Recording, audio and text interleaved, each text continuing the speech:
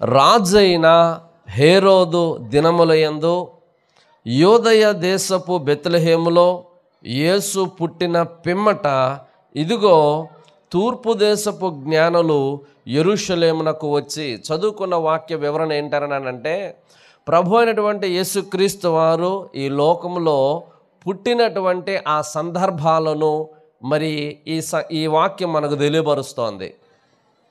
ఆ రోజుల్లో యూదయ దేశాన్ని మరి రాజుగా ఉండి పరిపాలన చేయువాడుగా హేరోదు ఉన్నాడు. ఒక దేశాన్ని ఫలానా రాజు పరిపాలన చేస్తున్నాడు అని చెప్పబడేటటువంటిది మరి చరిత్ర అయి ఉన్నది. అవునా కదా? చరిత్రలో మనుషులు లేకుండగా జరగకుండగా చెప్పేది కావ్యము లేదా అది కథ అవుతుందన్నమాట అండి. కానీ వాస్తవముగా ఉండే సంగతులను చెప్పేది యథార్థ గాథయు అది చరిత్రయు అయి ఉన్నదన్నమాట. ఆ లెక్క ప్రకారంగా చూస్తే యూదయ దేశము అని పిలువబడిన ఇశ్రాయేలీయుల యొక్క దేశాన్ని మరి హేరోదు అనబడినటువంటి ఒకడు పరిపాలన చేస్తున్నాడు. చరిత్రలో ఈయన పేరు చాలా చక్కగా చెప్పబడతా ఉన్నది. ఎందుకు అంటే సాధారణంగా ఒక మంచి మనిషి గురించి అయినను ఒక చెడ్డవాణ్ణి గూర్చి అయినను సమాజము ఎక్కువగా మాట్లాడుకుంటూ ఉంటుంటుంది. గమనించారా ప్రియులారా? సాధారణంగా కాముగా ఉన్న వారిని గురించి పెద్దగా పట్టించుకోదు. ఒకవేళ మంచి మంచి పనులు చేస్తున్నాడని అనుకో, వాని గురించి ఏమంటాడని అంటే చాలా మంచోడమ్మా, చాలా మంచోడమ్మా అని వ్యాఖ్యానిస్తారు. అదే భయంకరముగా ఉన్న వాడనుకోండి, వాడు చాలా చెడ్డోడమ్మా, చాలా క్రూరుడమ్మా, మూర్ఖుడమ్మా, భయంకరుడమ్మా అని మాట్లాడుకుంటారు. ఈ హేరోదును గూర్చి కూడా అటువంటి చరిత్ర ఉన్నదన్నమాట. క్రూరుడైనటువంటి హేరోదు అన్నమాట అండి. సో ఇతని యొక్క క్రూరత్వాన్ని గూర్చి తదుపరి మనం ఆ సంగతులలో వీలైతే చెప్పుకుందాం. ఏమైనా వాడు ఇశ్రాయేలీలను పరిపాలన చేస్తున్నటువంటి ఆ రోజుల్లో ఈ సంఘటన జరిగింది. యేసు పుట్టిన పిమ్మట, ఆ రోజుల్లోనే యేసుక్రీస్తు వారు పుట్టారు. ఆ సందర్భంలో జరిగిన విషయం ఏమిటి అని అనగా, తూర్పు దేశపు జ్ఞానులు యెరూషలేమునకు వచ్చి, యూదుల రాజుగా పుట్టినవాడు ఎక్కడనున్నాడో, తూర్పు దిక్కున మేము ఆయన నక్షత్రము చూచి ఆయనను పూజింప వచ్చితిమని అక్కడ రాయబడి ఉన్నది. ప్రియులారా, ముఖ్యమైనటువంటి వచనము ఈ 2వ వచనం. దాన్ని నిశితముగా పరిశీలన చేస్తే మనకు ఈ సంగతి ఒకటే అనగా 3 విషయాలు మనకు కనబడతవి.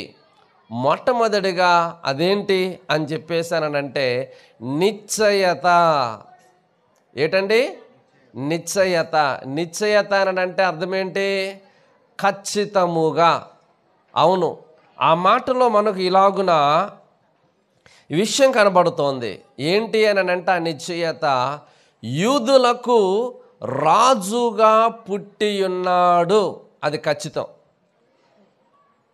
ప్రభు అయినటువంటి యేసుక్రీస్తు వారు పూజనీయుడుగా వీళ్ళు మాట్లాడుతున్న విషయం ఏంటనంటే పుట్టి ఉన్నాడు. దేవునికి మహిమ కలుగునుగాక. వాళ్ళు నిశ్చయత కలిగి ఉన్నటువంటి వారై ఉన్నారు. మొదట నిశ్చయత. రెండవ మాట ఏంటి అని ఆలోచన చేసి చూస్తే ఆకాంక్ష. ఆకాంక్ష అని అనగా ఆశ అనే మాట అర్థం వస్తుందన్నమాట అండి. ఏంటి వాళ్ళ ఆశ అని అంటే ఆయనను పూజింప వచ్చితిమి, అంటే ఆయనను పూజించాలి అనేటటువంటి ఆకాంక్ష కలిగి ఉన్నారు. నిశ్చయత ఏమో ఆయన పుట్టి ఉన్నాడు. ఆకాంక్ష విషయంలోకి వస్తే ఆయన పూజించాలి, ఆయనను పూజించాలి, ఇది ఆకాంక్ష. మూడవ విషయం ఏమిటనంటే మేము నిశ్చయించుకున్నాము ఆయన పుట్టియున్నాడు అని, ఆశతో వచ్చి ఉన్నాము ఆయనను పూజించాలి అని. పూజకు తగిన వాడు ఎక్కడా? పూజకు తగినవాడు, ఆరాధనకు తగినవాడు, యోగ్యుడైనటువంటి వాడు ఎక్కడ? ఈ భూమి మీద ఉన్నటువంటి ప్రతి మనుషుడు కూడా ఈ 3 విషయాలు ఖచ్చితంగా కలిగి ఉండాలి. ఏంటి అని అంటే, తాను పూజించుచూ ఉన్న ఆయనను గూర్చినటువంటి నిశ్చయత. అంటే ఖచ్చితముగా పూజకు అర్హుడైనటువంటి వాడు, నమస్కారమునకు యోగ్యుడైనటువంటి వాడు, ఆరాధనకు తగినవాడు ఈయనే అనే నిశ్చయత, ఖచ్చితత్వము కలిగి ఉండాలి. సోదరమల్లారా, ఆలోచన చేయండి. ఎవరికి పడితే వారిని మనము నమస్కారము చేయము, అవునా?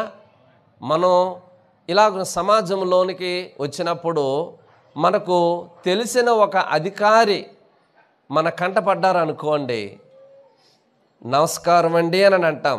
అవును, ఆయన పలానా ఆఫీసులో పలానా హోదాలో ఉన్నటువంటి వ్యక్తి, ఆయన గౌరవనీయుడు కాబట్టి ఎదురు పన్నాడు, నమస్కారం చేయాలి. అది మర్యాద, అది పద్ధతి. నీకు తెలియని అతనికన్నా ఓ గొప్ప అధికారి ఉన్నాడు వెనకాల, కానీ అతను ఎవరో నీకు తెలీదు.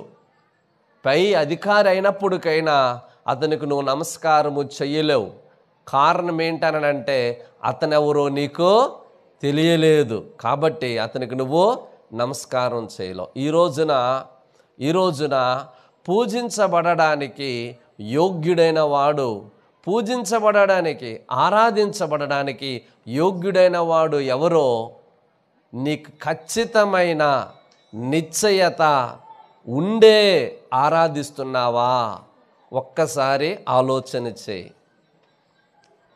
వీళ్లకు అనగా వచ్చిన వీళ్ళు తూర్పు దేశపు జ్ఞానులు, అంటే ఆ దేశం అంతట్లోనూ కూడా జ్ఞానాన్ని కలిగిన వారు. జ్ఞానం కలిగిన వాడు వ్యక్తిని గుర్తించగలుగుతాడు. జ్ఞానము లేనివాడు అధికారిని సహా గుర్తించలేడు. వీళ్ళైతే ఏమి నిశ్చయించుకున్నారనంటే, ఆకాశంలో కోటాను కోట్ల నక్షత్రాలు ఉన్నవి, అన్ని నక్షత్రాలలో పూజనీయుడైన వాడు మనుషుడుగా పుట్టాడు అని నిశ్చయాన్ని చేసుకొని వారు తూర్పు దేశము నుండి బెత్లెహేము రావడం జరిగిందన్నమాట అండి. దేవునికి మహిమ కలుగునుగాక. ఒక్కసారి ఆలోచించండి, ఆకాశంలో ఎన్ని నక్షత్రాలు ఉన్నాయండి? ఇది ఎవరికైనా తెలుసా అని ఆలోచిస్తే నిజముగా ఆకాశంలో కోటాను కోట్ల పాలపుంతలు నక్షత్రాలు మనకు కనబడతాయి. ఒక భక్తునికి దేవుడు చెప్పాడు, నీకు చేతనైతే ఆకాశంలో ఉన్నటువంటి నక్షత్రాలని లెక్కబెట్టు అని అంటే, అన్ని నక్షత్రాలని నేను ఎక్కడ లెక్కబెట్టగలనయ్యా, అంత పెద్ద పని పెట్టేశారు నన్ను అని చెప్పేసి వాపోయాడు. సరే నీ సంతానాన్ని అంత విస్తారంగా చేస్తానని ఒక వాగ్దానాన్ని దేవుడు ఇచ్చి ఉన్నారు. మంచిది. నిజముగా ఆకాశములో అన్ని నక్షత్రాలు ఉన్నాయి. సరే, ఆ నక్షత్రాలలో ఒక నక్షత్రము ఒక సంగతి చెప్తోంది. భూమి మీద ఉన్నటువంటి ఓ మానవులారా, మీరు నమస్కరించడానికి, మీరు పూజించడానికి, మీరు ఆరాధించడానికి ఇన్ని నక్షత్రాలలో ఒక నక్షత్రము ద్వారా ఇదిగో ఆ పూజనీయుడు ఉన్నాడు అనే విషయాన్ని నేను మీకు తెలియజేయుచున్నాను అని తూర్పు దేశపు గ్రంథాలలో రాయబడి ఉంది. ఆ సంగతిని చదివారు, ఆ సంగతిని గ్రహించారు. కాబట్టే వారు చదివిన సంగతులు వారు అర్థం చేసుకొని సరిగ్గా పూజనీయుడు ఏ దేశములో పుట్టే ఉన్నాడో అక్కడికి రావడం అనేటటువంటిది జరిగింది. ప్రియులారా, ఎంత అద్భుతమైన విషయమో చూడండి. ఆకాశం వైపు చూసి ఎన్నో నక్షత్రాలలో ఒక్క నక్షత్రాన్ని చూడగలిగి నిశ్చయించుకోగలిగారు. అంతేకాకుండా నక్షత్రాలన్నీ కూడా పూజార్హమైనవే అని వారు ఎంచుకోక ఆయనను నిజముగా సూచించేటటువంటి నక్షత్రం యొద్దకు వారు తిరిగి రావడం అనేటటువంటిది జరిగింది. ఆశ్చర్యకరమైన విషయము గమనించాలి ప్రియులారా. ఈ భూమి మీద నిశ్చయత కలగాలి. దేవుణ్ణి ఆరాధించాలనుకునేటటువంటి వాడికి నిశ్చయత కలగాలి. రెండవ విషయం ఏమిటి అని అంటే ఆకాంక్ష. అవును, వారు చక్కగా ఆకాంక్ష కలిగి దేవుణ్ణి ఆరాధించాలనేటటువంటి సద్భావంతో వారు ఇక్కడికి రావడం అనేటటువంటిది జరిగింది. అంతేకాకుండా ప్రియులారా, వారు ఒక ప్రశ్న మరి రాజుకు వేస్తూ ఉంటున్నారు. ఏంటి ఆ ప్రశ్న అంటే యూదులకు రాజుగా పుట్టినవాడు ఎక్కడా అని అప్పటికే ఆ యూదా జనాంగానికి పరిపాలన చేస్తున్నటువంటి రాజును ఈ ప్రశ్న వేయంగానే ఆ రాజులో ఉన్నటువంటి క్రూరపు నైజము అరికాలు మొదలుకొని నడినెత్తి వరకు కూడా చల మరిగిపోయింది. నేనే ఈ ప్రజానీకానికి రాజుగా పరిపాలిస్తుండనంటే నేను కాకుండా వేరేవాడు ఎవడో రాజుగా పుట్టాడట, ఆ పుట్టినవాణ్ణి పూజించాలి అని నిజంగా వీళ్ళు ఆశ కలిగి ఉన్నారు అని అంటే, మరి నన్ను పూజించరా, నన్ను ఆరాధించరా, నన్ను రాజుగా గణపరచరా అని అంటే దానికి యోగ్యుడైన వాడున్నాడు అని నువ్వు యోగ్యత లేనివాడివి అని అర్థం. నిజముగా అక్కడ అర్థం చేసుకోగలిగితే మనుషుడే కానీ మనుషుడు దేవుడు కాదు అనే విషయం జ్ఞానం గలవారిగా వారు గ్రహించగలిగారు. ఈ రోజున అదే జ్ఞానము మానవ జాతంతటికి కూడా ఉండాలి అని నేను ప్రకటిస్తూ ఉంటున్నాను. అర్థం చేసుకుందాం. సరే, ఆకాంక్ష కలిగి ఉన్నారు, ఆ తర్వాత నిశ్చయత కలిగి ఉన్నారు. వారు ప్రశ్నేస్తున్నారు, ఆ రాజు పూజకు అర్హుడైన వాడు ఎక్కడా, పూజించడానికి తగినవాడు ఎక్కడా అనేటటువంటి ప్రశ్నకు ఆ యొక్క వ్యక్తికి అయితే జవాబు లేనే లేదు. అయితే మనకు 4 స్థలాలలో ఆయన యొక్క అడ్రస్ మనకు ఇవ్వబడతా ఉన్నది. దయచేసి తక్కువగా చెప్పే ప్రయత్నం చేస్తాను, గమనించండి. ఆయన పూజనీయుడైన వాడు ఎక్కడా అనేటటువంటి మాటకు ఇక్కడ అని అర్థం ఇచ్చేటటువంటి జవాబు ఏమిటి అని అంటే అందులో మొదటి స్థలము కన్యక అయిన మరియ యొక్క గర్భస్థలము. హల్లెలూయ. పూజనీయుడు, ఆరాధనకు యోగ్యుడైన వాడు ఎక్కడా అని అంటే నిజముగా కన్యక అయినటువంటి మరియా ఆయనను గర్భమున ధరించింది. అంటే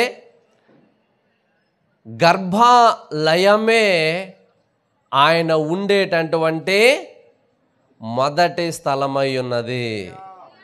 అవునా కాదా? నిజముగా మనము అర్థం చేసుకోవాలి. ఈ విషయాలన్నీ కూడా ఇప్పటికి చాలాసార్లు మీరు విన్నారు. ఇంకా దాన్నే తిరిగి చెప్పే ప్రయత్నం కాక కొంత నూతన సమాచారాన్ని నేను మీకు తెలియజేయాలని ఆశపడుతున్నాను. అవును, దేవుడు ఉండేటటువంటి ఆ యొక్క స్థలము అంటూ ఏదైనా ఉన్నదా అని అంటే అది మొట్టమొదటిగా గమనిస్తే మానవుని యొక్క హృదయమే దేవుడు ఉండేటటువంటి స్థలమై ఉన్నది. హల్లెలూయ. అవునా కాదా? ఈ సమాచారం ఒకసారి ఆలోచన చేయండి. దేవదేవునికి భూమి మీద మందిరము కట్టాలి అంటే ఒక మంచి ఆరాధన స్థలాన్ని కట్టాలి అని మనుషులు ప్రయత్నం చేస్తున్నారు. అలా ప్రయత్నం చేసేటప్పుడు ఈ మాట చెప్పాడు, ఆకాశం నా సింహాసనము, భూమి నా యొక్క పాదపీఠము, నా కొరకు కట్టనుద్దేశించినటువంటి మందిరము ఏ పాటిది? మనుషుని యొక్క హస్తకృత్యాలయాలలో నేను ఉండను. హల్లెలూయా, హల్లెలూయా.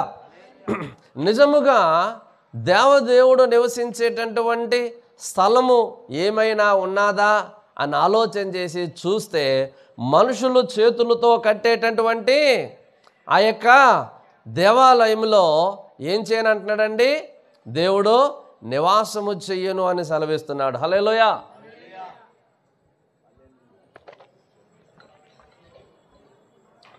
ఆలోచించండి, మనుషుడు కట్టేటటువంటి గుడారములో, మందిరాలలో నేను నివాసమును చెయ్యను. ఇటీవల కాలంలో ఒక సంగతి బాగా వైరల్ అవుతోంది. అదేంటి అని అంటే, ఒక దేవాలయానికి మనందరికీ కూడా మరి బాగా సుపరిచితులైనటువంటి మ్యూజిక్ డైరెక్టర్ గారు ఎవరనంటే ఇళయరాజా గారు. ఇళయరాజా గారు ఒక దేవాలయం లోపలికి వెళ్ళేందుకు ప్రయత్నం చేశారు. వెళ్ళేందుకు ప్రయత్నం చేసేటప్పుడు అక్కడ ఉన్నటువంటి మరి పూజారులు కొందరు ఆయనను లోపలకు వెళ్ళనివ్వకుండగా ఆయనను అక్కడనే నిలిపివేశారు. నిజానికి ఇళయరాజా గారు ఒక మతానికి చెందినవాడు. ఆ మతపరమైనటువంటి మందిరానికే వెళ్ళాడు. ఎన్నో భక్తి గీతాలు, మరి ఎన్నో సాధారణమైనటువంటి గీతాలు సహా ఎన్నో పాటలను ఆయన రికార్డ్ చేయడం అనేటటువంటిది, మ్యూజిక్ చేయడం అనేటటువంటిది మనందరికీ కూడా బాగా తెలుసు. అయినప్పటికైనా సో ఈ వ్యక్తిని లోపలికి రానివ్వలేదు. సో అది ఎందుకు అలా జరిగింది అనేటటువంటిది మనం సమాజంలో ఆలోచన చేసి చూసినట్లయితే ఆ విషయాలు మనకు అర్థమవుతూ ఉంటవి. మన యొక్క సమాజంలో ఒక్క వర్గము మాత్రమే లోపల ప్రవేశించాలి, మిగతా వాళ్ళు ఎంతటి వారైనప్పటికైనాను వారికి ఉన్నటువంటి ముద్రను బట్టి వారు నో ఎంట్రీ అన్నమాట అండి. సరే, ఏది ఏమైనప్పటికైనా ఆ సంగతి చూసినప్పుడు విన్నప్పుడు నేను ఆశ్చర్యానికి గురయ్యాను. కానీ దేవుడు మానవ జాతి అంతటికీ కూడా చెప్పేటటువంటి గొప్ప విషయం ఏంటనంటే, నేనే మీలో ఉండేందుకు మిమ్మల్ని సృష్టించాను కాబట్టి మీరు నా కొరకు కట్టాలి అనుకున్నటువంటి ఆలయాలు, దేవాలయాలు ఏ పాటివి నేను అందులో ఉండను. ఆయన ఎక్కడుంటానంటున్నాడండి? మానవుని యొక్క హృదయము లోపలనే నేనుంటాను. నాకు కులభేదము లేదు. నా స్వరూపంలో నా చేతులతో నేను మిమ్మల్ని సృజించాను. మీరు నాకు పిల్లలు. నేను మీలో నివాసము చెయ్య ఆశపడిన వాడను.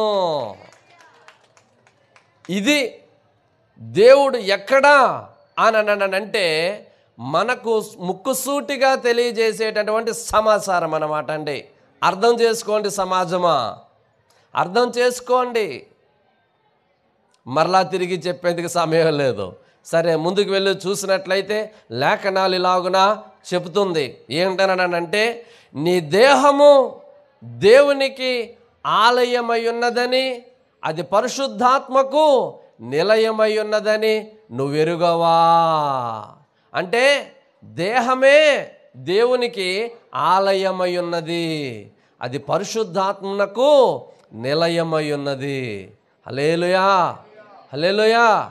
చూడండి, మానవుణ్ణి దేవుడు ఎలా సృష్టించుకున్నాడో తనకు నివాస స్థలముగా, ఈ దేహమే దేవునికి ఆలయముగా నిన్ను నన్ను మనలను సృష్టిస్తే మనుషుడు అంటాడు, నేను ఫలానా కులానికి చెందినవాడను అని కులానికి గుండెల్లో గుడి కట్టి నేను ఫలానా కులానికి, నేను ఫలానా స్థాయికి, ఫలానా లెవెల్ని కలిగి ఉన్నవాడినని చాలా అమాయకంగా అంటూ ఉండుంటాడు. మరి మనం గమనించాలి, మనం ఎవరము అంటే దేవునికి ఆలయముగా నిర్మించబడినటువంటి వారులము. ఆయన మనలో జీవింప గోరుచు ఉన్నవాడై ఆయన ఈ లోకానికి రాగా, కన్యక అయినటువంటి మరియా తాను తన శరీరాన్ని పాపమునకు, శరీర యాచలకు తాను గురి కాకుండగా తన శరీరాన్ని తన యొక్క స్వాధీన ఆధీనంలో తన మనసును సహా ఉంచినటువంటిదై, అమ్మా ఇదిగో నీ ద్వారా నేను ఈ లోకానికి వస్తాను అనేటటువంటి మాటకు ఆమె మరో మాట అనకుండా తల వంచింది. కనుకనే ఆమె చూపించినటువంటి విధేయత వలన ఈ లోకానికి ఆమె రక్షకుణ్ణి అందించగలిగింది. కావున ప్రియా స్నేహితులారా, సహోదరులారా, మన దగ్గరకు కూడా దేవుని యొక్క వాక్యము, ఇదిగో ఈ నా మాటలు వినండి, ఈ నా మాటలకు వినయాన్ని ప్రదర్శించండి, విధేయతను ప్రసాదించండి. అలాగున మీరు నా మాటకు వినయాన్ని ప్రదర్శిస్తే, విధేయులైతే నేను మీలోనికి వచ్చి మీకును మీ సమాజానికి రక్షించే కార్యాన్ని చేస్తాను అని దేవుడు మనకు వాక్యం ద్వారా మాట్లాడుతున్నాడు. కాబట్టి ఈ మొదటి సంగతి ద్వారా దేవునికి మనము లోబడాలి అనేటటువంటి విషయాన్ని మనము నేర్చుకుందాము. అంతేకాదు ఈ దేహము దేవునికి ఆలయమై ఉన్నది. కాబట్టి ఈ ఆలయాన్ని మనం ఏం చేయకూడదని అంటే పాపముతో, అపవిత్రతతో దీనిని నింపి పాడు చేసుకోకూడదు. చాలామంది నా ఇష్టము, నా శక్తి, నా బలము, నాకు ఇష్టమైనవి చేస్తానని చెప్పేసి మనుషుడు తనకు ఇష్టమైనవి, దేవునికి అసహ్యమైనవి ఎన్నిటినో చేస్తా చేస్తా చేస్తా తన జీవితాన్ని పాడు చేసుకుంటున్నాడు. అయ్యో ఒక్కసారి ఆలోచించు, నీవు పాడైపోవడానికి, పాడు కావడానికి దేవుడు నిన్ను సృష్టించలేదు. ప్రియమిత్రమా, నీవు దేవునికి ఆలయముగా ఉండాలి అన్న ఉద్దేశం చేతనే దేవుడు నిన్ను సృష్టించాడనేటటువంటి విషయాన్ని అర్థం చేసుకోవాలని ఈ సందర్భంగా నేను మాట్లాడుతున్నాను. దేవునికి స్తోత్రం. రెండవదిగా మనం ఆలోచన చేసి చూసినట్లయితే, రెండవ స్థలము ఆయన ఎక్కడ పుట్టి ఉన్నాడు, ఆయన ఎక్కడున్నాడు అనేటటువంటి మాటకు రెండవ సమాచారం ఏమిటనంటే పశువుల యొక్క తొట్టె.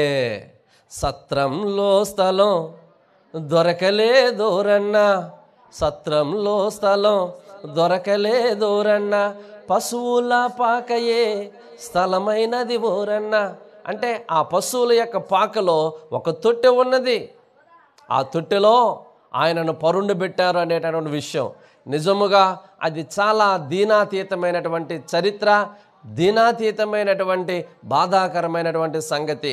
అయినప్పటికైనా ఇదిగో నేను ఈ లోకానికి జీవమును ఇచ్చేటటువంటి ఆహారమును,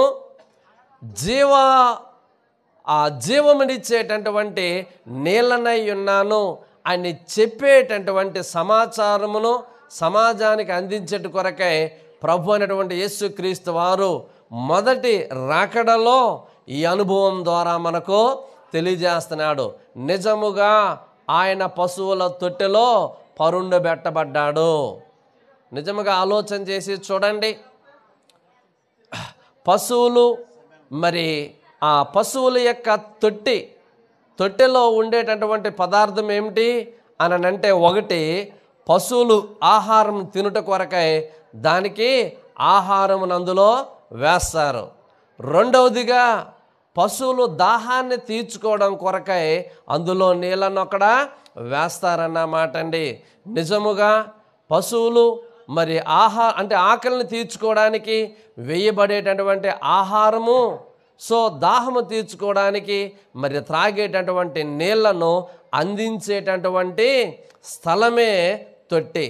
ఆ తొట్టెలో యేసుక్రీస్తు వారు మరి పవలించబడడం అనేటటువంటిది ఈ సమాచారం మనకు తెలియజేస్తూ ఉన్నది. సత్యం ఏమిటి అని అనగా, ఆజ్ఞ అతిక్రమమే పాపము అనే మాట మనందరికీ కూడా బాగా తెలుసు. ఆది మానవులైన ఆదాం అవ్వలకు దేవుడు ఒక మాట చెప్పాడు, ఈ పండును తినవద్దు, తినినట్లయితే నిశ్చయముగా మీరు చచ్చెదరు అని అన్నాడు. కానీ ఆది మానవులైనటువంటి ఆదాం అవ్వలకు సర్పముగా ఉన్నటువంటి సాతానుడు వారికి మోసము చేసి దేవుని యొక్క ఆజ్ఞ అతిక్రమించి ఆ ఆహారం తిననిచ్చింది. ఆ కారణము చేత మానవ జాతి వారి నుండి వచ్చినటువంటి వారే నిజముగా వారు అతిక్రమం ద్వారా పొందుకున్నటువంటి మరణాన్ని ఈరోజు మానవ జాతి అంతయు కూడా పొంది ఉన్నారు. అయితే సమాజమా ఒక్కసారి ఆలోచించండి. మానవ జాతి జయించలేనటువంటి పాపము, మానవ జాతి జయించలేనటువంటి మరణాన్ని మీ పక్షంగా జయించి మీకు జీవాహారముగాను జీవ జలముగాను అనగా బ్రతికించే ఆహారముగా బ్రతికించేటటువంటి నీళ్లుగా నేను మీ కొరకు మీ యొద్దకే వచ్చుచూ ఉన్నవాడను అని సమాజానికి దేవుడు తెలియపరుచుచున్నాడు. హల్లెలూయా. ఒక్కసారి ఆలోచించండి. ఈ శరీరము కలిగినటువంటి ప్రతి మనుషుడు నాకు భోజనంతో పని లేదు అన్న వాళ్ళందరూ కూడా చేతులెత్తండి. నేను భోజనం చేయకుండా బతికేస్తాను.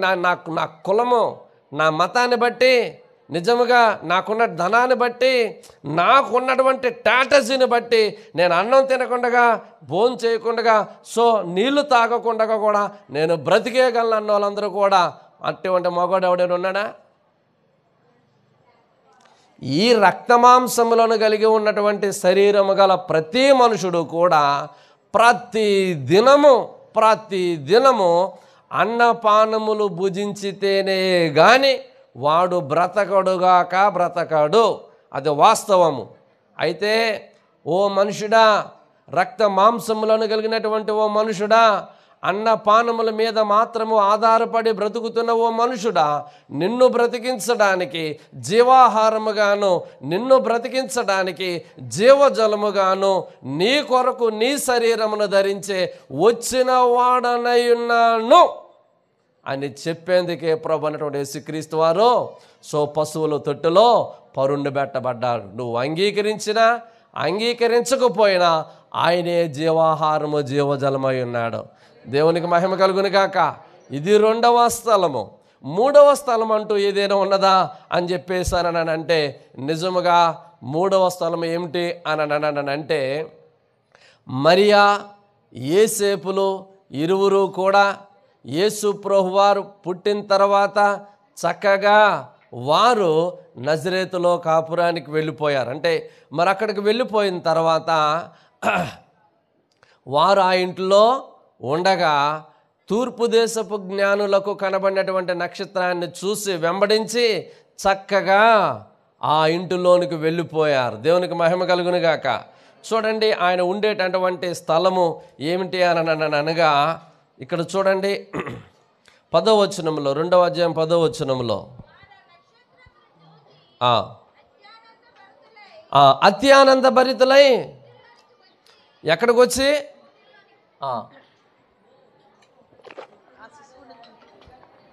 ఇంటిలోనికి వచ్చి, దేవునికి స్తోత్రం కలుగును గాక, ఆయన ఉండేటటువంటి స్థలము ఏదైనా ఉన్నదా అని చెప్పేసానంటే అదే మానవ కుటుంబ వ్యవస్థ అనేటటువంటి స్థలములో ఆయన నివాసము ఉండేవాడు. అంటే మనుషులతో ఆయన కలిసిపోయి జీవించేవాడై ఉన్నాడు. అది 3వ నివాస స్థలం.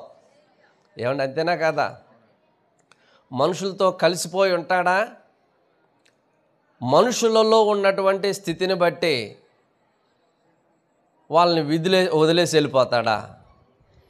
నిజముగా కులం పేరు చెప్పేటటువంటి వాళ్ళు ఉన్నారు, ఇంకో పేరు చెప్పేటటువంటి వారు నేను సమాజంలో చూస్తూ ఉంటున్నాను.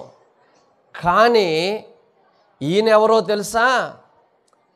కన్యక గర్భవతి అయి కుమారుని కనును, ఆయనకు ఇమ్మానుయేలు అను పేరు పెట్టబడును అని ఉన్నది లేఖనాలు. అంటే ఇమ్మానుయేలు అనేటటువంటి మాటకు అర్థమేంటి? అర్థమేంటి అని అంటే దేవుడు మనకు తోడు అని ఆయన అర్థం. హల్లెలూయ. అంటే ఆయన పేరు అర్థమేంటి? దేవుడు మానవునికి తోడయుండు వాడయని లేఖనాలు సెలవిస్తోంది. హల్లెలూయ. అలా చెప్పినటువంటి దేవుడు ఎవరితో కలిసి ఉన్నాడు అని ఆలోచిస్తే మరియా యేసేపులతో ఆయన ఆ ఇంటిలో 33 సంవత్సరాలు వారితో కలిసి జీవించాడండి. ఇమ్మానుయేలు అని చెప్పబడినటువంటి ఆ మాట అక్షరాలుగా నెరవేర్చాడు ఆయన శరీరధారుడిగా ఉండి. కనుక మూడవ అతి శ్రేష్టమైనటువంటి స్థలం ఏంట్రా బాబు అని అంటే మానవ కుటుంబ వ్యవస్థయే. చూడండి, మానవ కుటుంబ వ్యవస్థ ఈ రోజున ఎలా ఉంటుంది అనేటటువంటి మాటకు వస్తే, ఆదివారం నాడు నేను మరికొన్ని విషయాలు చెప్పాను. నిజముగా భార్య భర్తలు జతపరచబడి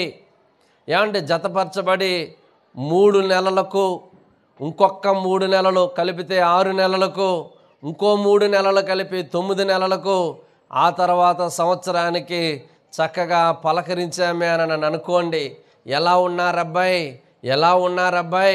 అమ్మ ఎలా ఉన్నది నీ కాపురం, అమ్మ ఎలా ఉన్నారు అని చెప్పేసి అని అడిగితే ఒక్కొక్కరు వారి యొక్క బాధాకరమైనటువంటి అనుభవాల్ని నిత్యము జీవితాంతము చెబుతూనే ఉంటుంటారు. అవునా కాదా? కుటుంబాలు ఎలా ఉంటున్నాయి ఈ రోజున? చెప్పుకోవడానికి సిగ్గుగా, చెప్పుకోవడానికి బాధగా, చెప్పుకోవడానికి చాలా వేదనగా ఉండేటటువంటి పరిస్థితులు కుటుంబ వ్యవస్థలో మనము చూస్తూ ఉంటున్నాము. ఏది ఏమైనప్పటికైనా అతలాకుతలమైనటువంటి అనగా మరి చెదురుముదురు అవుతుంటున్నటువంటి మానవ జీవితాలను నిర్మాణము చేయడానికి వచ్చినటువంటి దేవుడు, ఏకైక దేవుడు ఇమ్మానుయేలై ఉన్నటువంటి యేసుక్రీస్తు వారే. హల్లెలూయా. నిజముగా మరియా కన్యకయై గర్భము ధరించింది అనేటటువంటి వార్త ఆ రోజు మొదలుకొని ఈ రోజు వరకు తమ నోటికున్నటువంటి పొగరును బట్టి ఎంత దురుసుగా, నీచంగా, హీనంగా మాట్లాడేటటువంటి వాళ్ళు ఎంతమంది సమాజంలో లేరు ప్రియులారా? సో ఆ రోజు మొదలుకొని ఈ రోజు వరకు ఎంత హీనంగా మాట్లాడినప్పటికైనా తాను ప్రదానము చేసుకున్నటువంటి ఆ స్త్రీమూర్తిని అవమానపరచకూడదు అనేటటువంటి గొప్ప సంస్కరణ కలిగినటువంటి వ్యక్తిత్వం గలవాడు బ్రదర్ జోషాప్. హల్లెలూయా. ఈ రోజున మానవ వ్యక్తిత్వాలు ఎలాగున్నాయి? సాటి స్త్రీ పట్ల, సాటి కన్యక పట్ల, పసి బాలిక పట్ల, సో మానవ మనస్తత్వము, మగ వ్యక్తిత్వము ఎలా ఉరుతలూగుతోంది అని ఆలోచన చేసి చూస్తే నిజముగా చెవులు బేర్లు కమ్మేటట్లుగా వార్తలు రోజు వింటున్నాము ఈ సమాజంలో. అవునా కాదా? నిజంగా మగతత్వము మురగతత్వముగా మారిపోయి వినడానికి హీనమైనదిగా, బాధాకరమైనదిగా మారిపోయింది. కానీ దేవుడు పూనుకొని, ఇదిగో అయ్యా ఆమె గర్భము ధరించినటువంటి సంగతి వెనుక ఉన్నటువంటి దైవ మర్మము ఇది అని చెప్పి యేసేపు యొక్క వ్యక్తిత్వాన్ని దేవుడు స్థిరపరిచాడు. నిజముగా మానవ మనస్తత్వంలో ఉన్నటువంటి కుళ్ళును తొలగించి మానవ జీవితాల్ని కట్టడానికి వచ్చినటువంటి వ్యక్తియే ప్రభు అయినటువంటి యేసుక్రీస్తు వారు. నిజముగా నీ కుటుంబంలో శాంతి లేక, నీ కుటుంబంలో సమాధానం లేక, ఎందుకు చేసుకున్నానా వీడిని, ఎందుకు చేసుకున్నానా ఈమెను అని ఒకవేళ ఎవరైనా దుఃఖముఖులై ఉన్నారా? ఒక్కసారి ఆలోచించండి, ఒక్కసారి ఆలోచించండి. మీ జీవితాలను నిర్మాణం చేసి మీ కుటుంబ వ్యవస్థను కాపాడడానికే ప్రభు అయినటువంటి యేసుక్రీస్తు వారు వచ్చి ఉన్నారు అనేటటువంటి సమాచారమును మరియా యోసేపులు కలిసి జీవిస్తూ ఉంటున్నటువంటి ఆ ఇంటిలో యేసు ప్రభు వారు ప్రత్యక్షముగా అక్కడ 33 సంవత్సరాలు జీవించగా, ప్రియులారా, ఇదిగో ఆయన నెతుక్కుంటూ వచ్చినటువంటి ఆయనకు ఆ తూర్పు దేశపు జ్ఞానులకు ఆ ఇంటిలోనే చక్కగా దొరకడం అనేటటువంటి జరిగింది. వాళ్ళందరూ కూడా అక్కడ మోకరించి ఆయనను నిజంగా మరి కన్నా తల్లిగా మరియను చూశారు, యోసేపును చూశారు, పైన నక్షత్రాన్ని చూశారు. నక్షత్రానికి ఒక నమస్కారం పెట్టి, ఆయనను కన్నటువంటి తల్లి అయినటువంటి మరియకు ఒక నమస్కారం పెట్టి, యోసేపు గారికి ఒక నమస్కారం పెట్టి అందరికీ పాదాభివందనాలు ముమ్మాటికి చెయ్యలేదు. కారణం ఏంటి? వారు జ్ఞానులు. అవును, ప్రకృతిని పూజించేటటువంటి వారు కాదు. అవును, వారు జ్ఞానులు. మనుషుల్ని పూజించేటటువంటి వారు కాదు. వారు జ్ఞానులు కాబట్టి మానవ స్వరూపములో వచ్చినటువంటి యేసు క్రీస్తు వారిని మాత్రమే ఆయనను ఆరాధించి ఆనందించి తమ యొక్క భక్తి భావాన్ని కనుపరుచుకొని వారు వెళ్ళి ఉన్నారు. దేవునికి మహిమ కలుగును గాక. ఈ రోజున దేవుణ్ణి ఆరాధించాలి అనేటటువంటి వారికి వీరు చూపించేటటువంటి మాదిరి చక్కటి మాదిరి అయి ఉన్నది. చివరి మాట నేను చెప్పి ముగించే ప్రయత్నం చేస్తున్నాను. నాలుగవ స్థలం ఏమిటి అని మనం ఆలోచన చేసి చూసినట్లయితే, ప్రియులారా, లేఖనాలు మరి పాస్టర్ గారు చదివి వినిపించారు. యూదయ దేశపు బెత్లెహేమా, నీవు యూదా ప్రధానులలో ఎంత మాత్రము అల్పమైన దానివు కావు. ఇశ్రాయేలు అను నా ప్రజలను పరిపాలించేటటువంటి అధిపతి నీలో నుండి వచ్చును అనేటటువంటి ఆ ప్రవచన వచనము భక్తుడైనటువంటి మీకా గారి ద్వారా ఆ యొక్క లేఖనాలు వ్రాయబడ్డాయి. అనగా దేవుని గూర్చి నీకు నిజముగా సమాచారమును తెలియజేయడానికి దేవుడు తన యొక్క పరిశుద్ధ గ్రంథాన్నే తన నివాస స్థలముగా ఈరోజు మనందరికీ కూడా పరిచయం చేస్తున్నాడు. దేవునికే మహిమ కలుగును గాక. లోగడ ఇదే స్థలములో రెల్లి భాషలో రాయబడినటువంటి క్రొత్త నిబంధన బైబిల్ గ్రంథాన్ని మనం ఆవిష్కరించుకున్నాం ఈ సంవత్సరంలో. హల్లెలూయా. నిజముగా ఆ గ్రంథ ఆవిష్కరణ దినాన్ని జ్ఞాపకం చేసుకొని ఆనందించాము, దేవుణ్ణి ఆరాధించాము.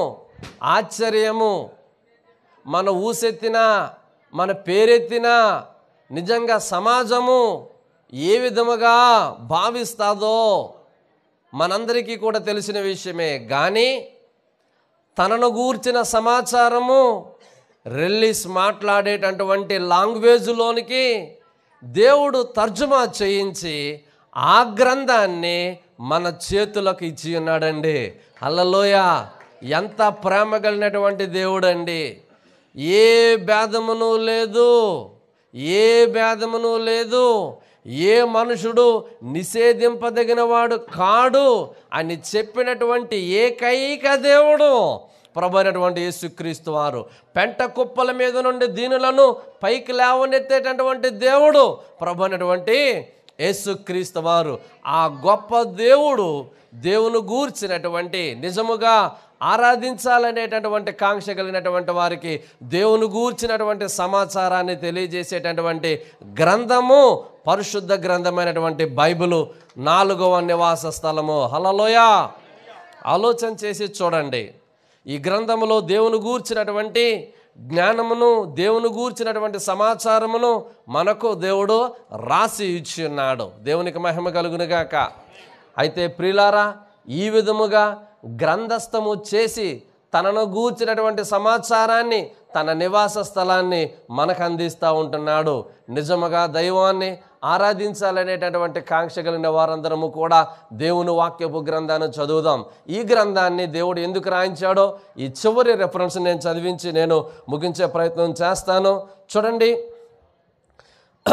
కొరింథీయులకు రాసినటువంటి 2వ పత్రిక 10వ అధ్యాయము 11వ వచనం. కొరింథీయులకు రాసినటువంటి 2వ పత్రిక 10వ అధ్యాయము 11వ వచనం.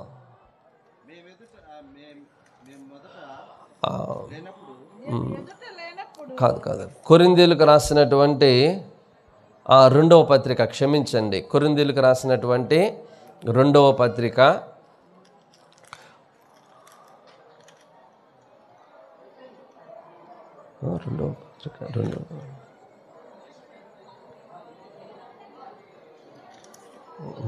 10వ మొదటి పత్రిక చూడండి. మొదటి పత్రిక